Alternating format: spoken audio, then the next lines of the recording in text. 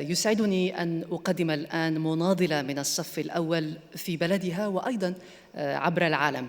مؤسسة التضامن مع النساء مفخرتها الكبرى، وإن حققت الكثير للنساء، جعلت حياتهن أكثر سلماً في بؤر التوتر قارياً. ابنة السنغال السيدة بينيتا ديوب، المبعوثة الخاصة لرئيس مفوضية الاتحاد الإفريقي حول النساء والسلم والأمن، فلتتفضلي.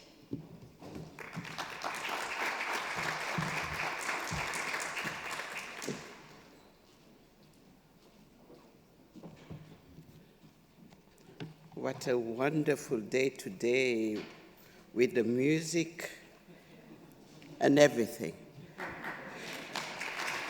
And being graced by the Royal Highness Princess Lalla Meryem. That's a great day. So, Excellency, let me start by greeting Dr. Salim Al-Malik, the Director General of the Islamic World Educational, Scientific, and Cultural Organization. Let me also greet our great leader, Aïssatou Touré, the Vice President of the Republic of Gambia, and the Minister of National Education of Gabon, who is here, my sister.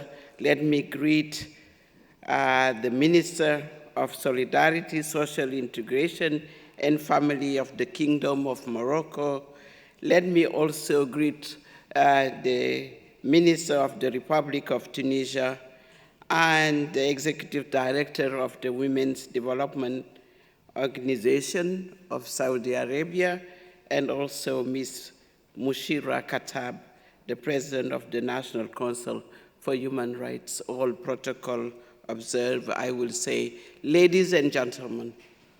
Let me just start by thanking the Islamic World Educational, Scientific, and Cultural Organization, ICESCO, for inviting me to celebrate with you the successful culmination of the 2021 Year of Women. I also want to congratulate ICESCO for dedicating the year 2021 to women under the patronage of His Royal Highness King Mohammed VI. Indeed, this is a true demonstration by ICESCO that Islam values women and Islam takes into consideration their contribution into society. I commend you for choosing the month of March, which is the International Month of Women, to celebrate the achievement which we have seen made throughout the ICESCO 2021 Year of Women. Allow me to pause and to highlight some of the bold steps that have been unveiled by Morocco, and you will ask me why Morocco. This is the sisterly country that is hosting ICESCO, and indeed we applaud the reforms being undertaken by the kingdom under the leadership, sterling leadership of His Royal Highness King Mohammed VI. And let me just highlight a few that the minister have touched upon. I think in my mandate is Women, Peace and Security, the launch of the first Moroccan National Action Plan on Women, Peace and Security in March 2022. It was just last week, and I had the honor to be there to contribute, even online, to contribute to the launch of the National Action Plan. And we hear it, the amendment of the law on public limited company to provide 30% for women in boards. Let me also highlight a few other things that I listened to during the debate. First, Gambia. We have the vice president who is a female.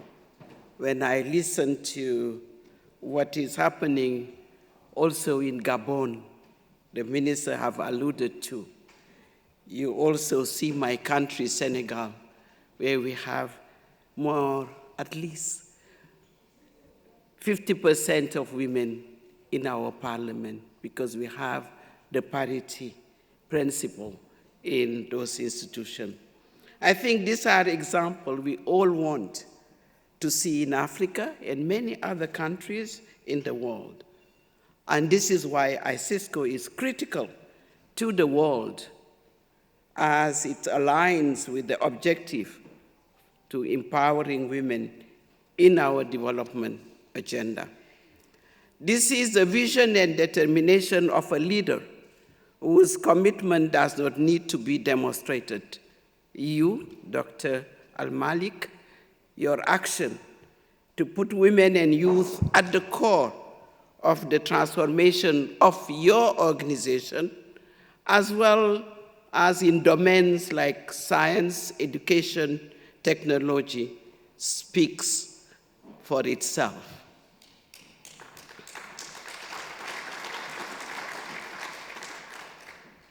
The African Union that I represent, Musa Faki Mohammed, the chairperson of the AUC, has adopted the parity principle. We have on top of the leadership for women and for men, and it trickled down in the institution. So, including that we adopt in all our major development blueprint the issues of culture and other issues that are dear to the heart of your organization.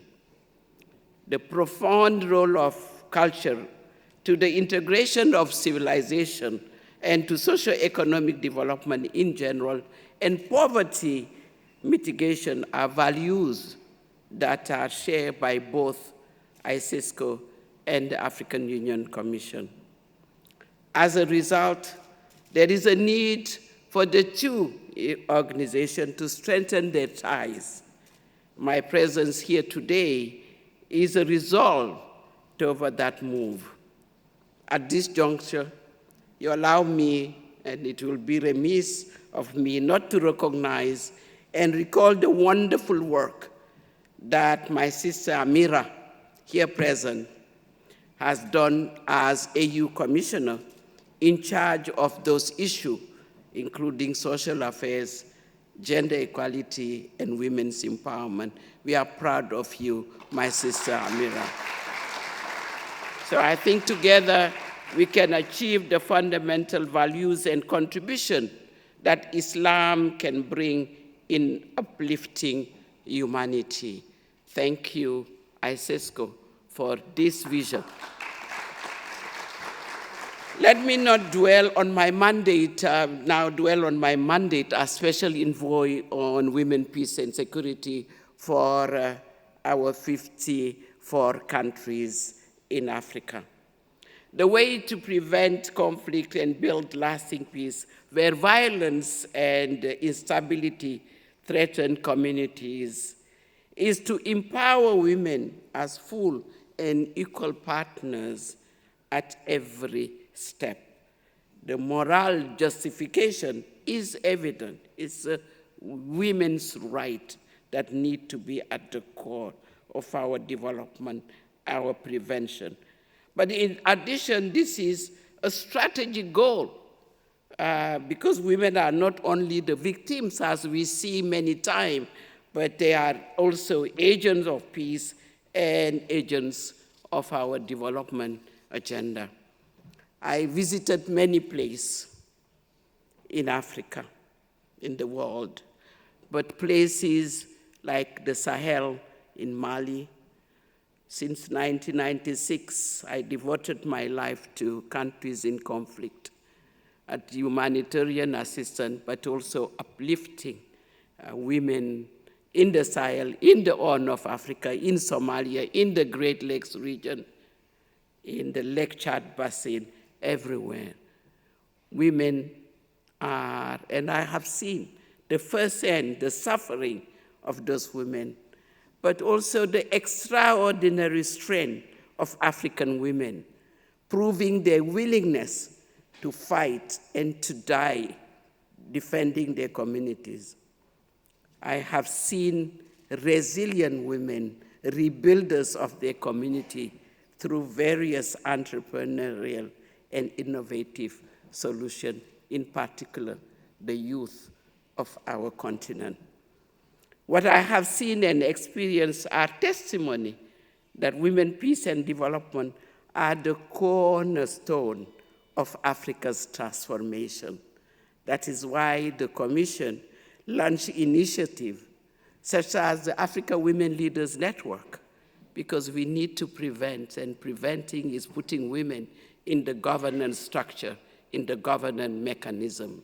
And that's why with Ellen Johnson Sirleaf, the only, I will say, elected president of this country twice, we have built, and with my sister, the vice president here, my sister Amira, but many, all women leaders are around Africa Women Leaders Network in the African Commission. We have also FemWise, a platform that to bring women at negotiation. I will not extend on that, but let me just say that if we wanted to make development and economic transformation happen in our continent, but elsewhere, women have been the one to be the driving force. And we need to recognize that and put it strategically. And that's what I have seen here in ICESCO. Thank you for your leadership.